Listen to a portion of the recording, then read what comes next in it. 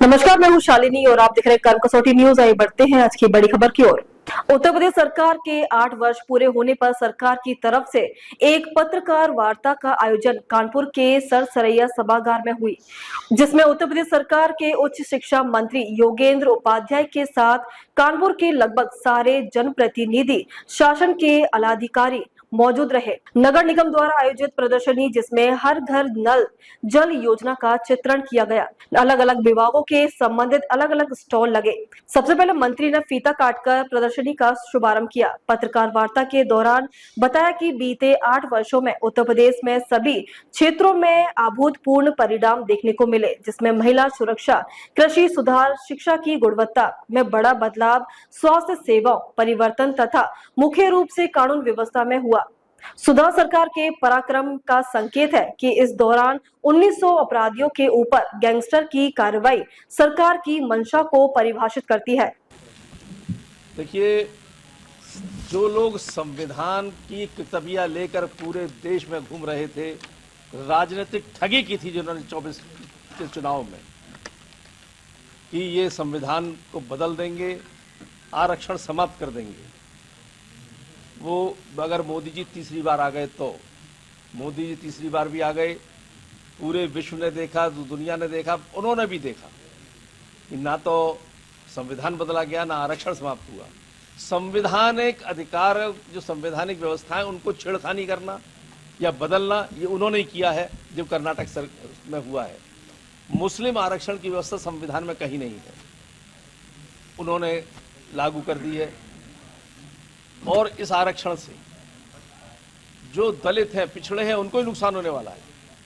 और जो व्यवस्था संविधान में नहीं है, उसको क्यों लागू कर रहे हैं? सिर्फ तुष्टीकरण के लिए, वोटों की कैप्चर करने के लिए पराकाष्ठा है, जिसकी निंदा की जाए। अगर अखिलेश यादव ने की है तो मजबूरी में कर रहे हैं, वरना वो इसी का फलिए के आदमी है। गाजियाबाद के विधायक ने कहा है कि जो योगी जी हैं वो दिल्ली चले जाएं और केशव प्रसाद मौर्य जी देश संभालेंगे। ये उनकी अपनी विचार है, उनसे पूछिए, मुझसे क्यों पूछ रहे उनके विचारों को। राणा सांगा विवाद पे उन्होंने कहा है कि जो विवाद का बयान हुआ था, अध्यक्ष सदन ने समर्थन किया। हाँ, मैं यही तो कह रहा हूँ। अभी आपसे मैंने बताया राणा सांगा जी के बारे में। राणा सांगा हमारे आदर्श हैं, जिनकी मैंने कविता भी सुनाई कि 80 लाख 80 घाव लगे थे तन में, फिर भी व्यथा नहीं थी मन में, चमक उठी सन 57 में, राणा की तलवार होती सांगा की तलवार। जिसने सिर्फ एक युद्ध हारा अपने जीवन में, खानवा का, बाकी सब युद्ध जीते। उन्होंने अपना पूरा जीवन इस देश के और इस कौम के लिए लगा दिया। उसको वो गद्दार कहते हैं और अखिलेश यादव उनका समर्थन करते हैं। ये पराकाष्ठा है कि उस व्यक्ति को तो ये महिमा मंडित करते हैं जिसने अपने भाई का, सगे भाई का सिर काटकर अपने बाप के सामने हाजिर किया था। वो उनके लिए आदर्श है, वो महान है। और ये महानतम व्यक्तित्व उनके लिए निंदनीय है। यही देख रही है जनता।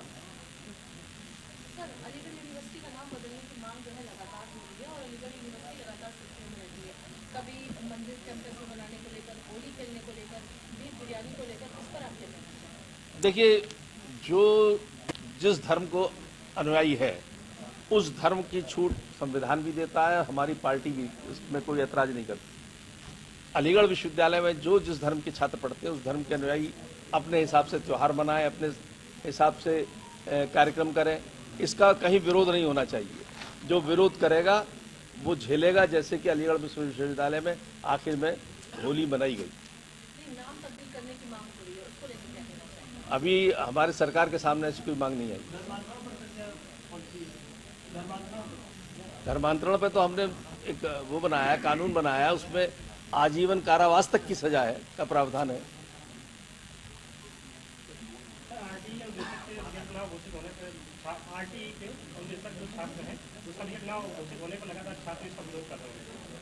नहीं, छात्र इसका विरोध कर रहे हैं,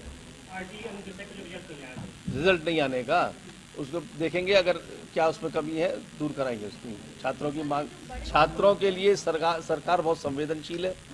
मैं शिक्षा मंत्री से और नाते से कह सकता हूँ कि इस छात्रों के लिए, छात्र हित में क्या काम हो, सबसे पहला ये हमारा उद्देश्य रहता है।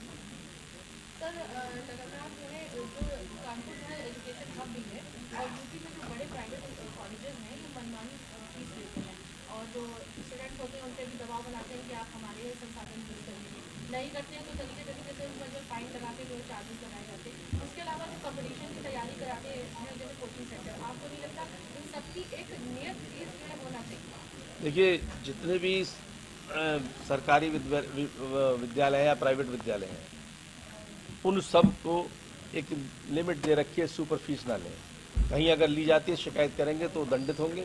और ऐसी जो आपने कहा कि अब कुछ सामान विक्रय करने की भी लिए दबाव बनाया जाता है, शिकायत मिलेगी, निश्चित कार्रवाई होगी। सरकार को 8 वर्ष पूर्ण हो गए।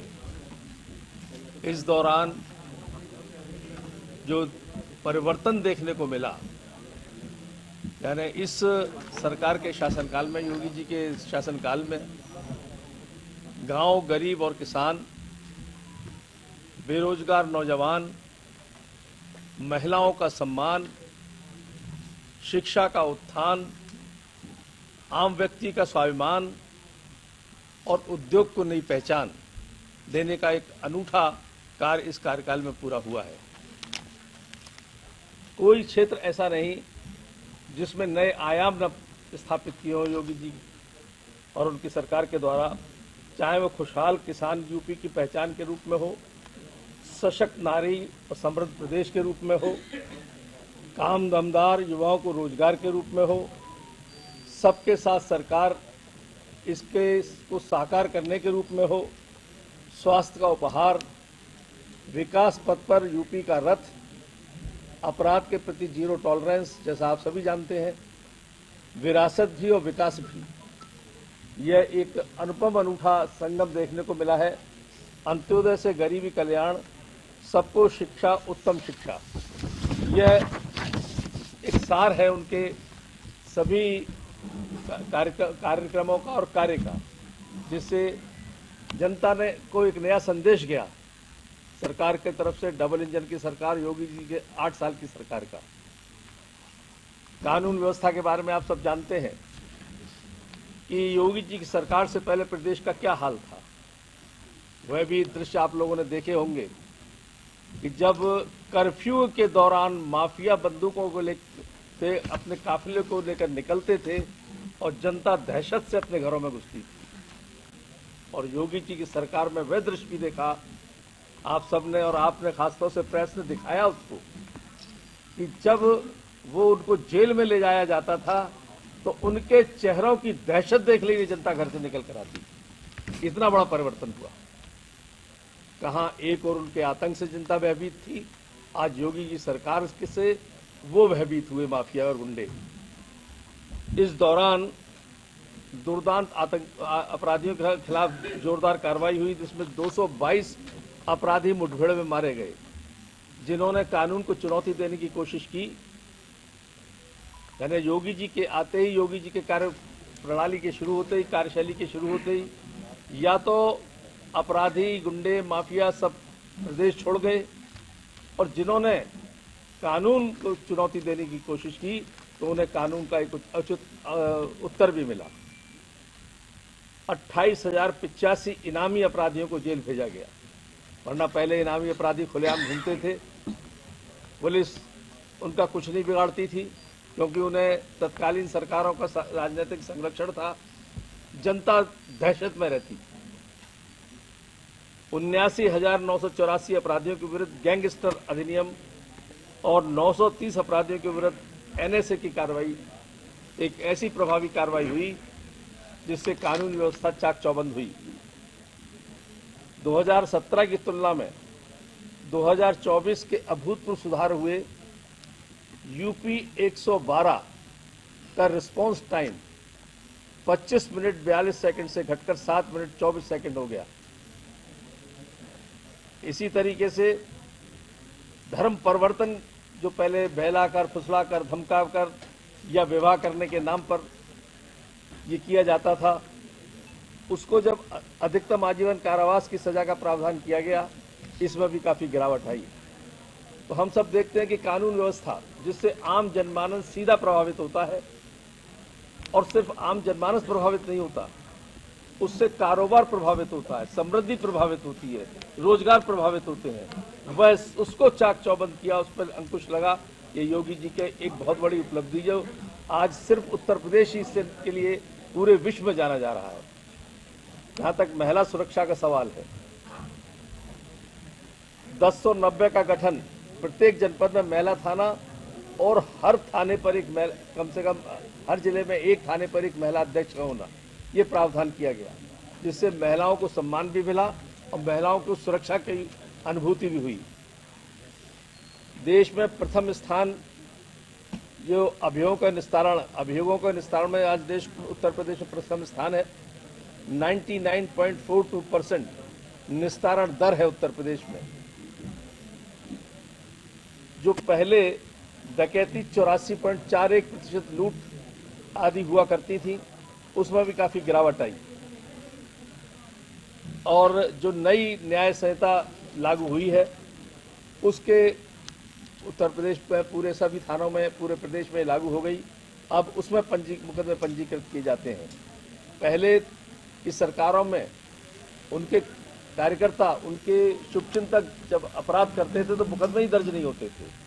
आज जो भी अपराध करेगा मुकदमे दर्ज होंगे और इस नई व्यवस्था में 25,000 से 2.5 लाख से अधिक मुकदमे दर्ज हो चुके हैं।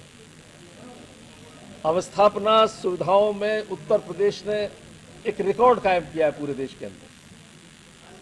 ऐसी सुविधा अवस्थापना की, अभी पिछले दिनों कुंभ के आमंत्रण के लिए मैं झारखंड गया था, तो वहां के मुख्यमंत्री भी इस को तारीफ कर रहे थे मुझसे व्यक्तिगत रूप से कि उत्तर प्रदेश में जो अवस्थापना सुविधाओं में एक बेमिसाल विकास हुआ है, वो प्रशंसा दूसरे प्रदेश के लोग भी कर रहे हैं।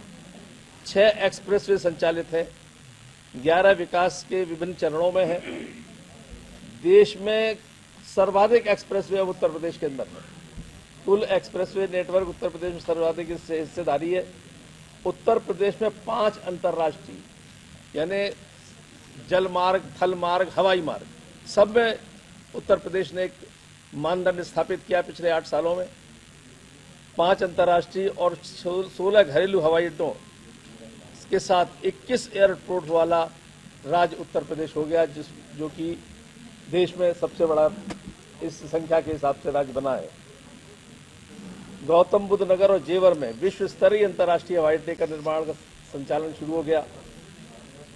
5 अंतर्राष्ट्रीय हवाई अड्डे इस तरह हो जाएंगे, तो 5 अंतर्राष्ट्रीय हवाई अड्डे वाला भी उत्तर प्रदेश एक राज्य बन गया।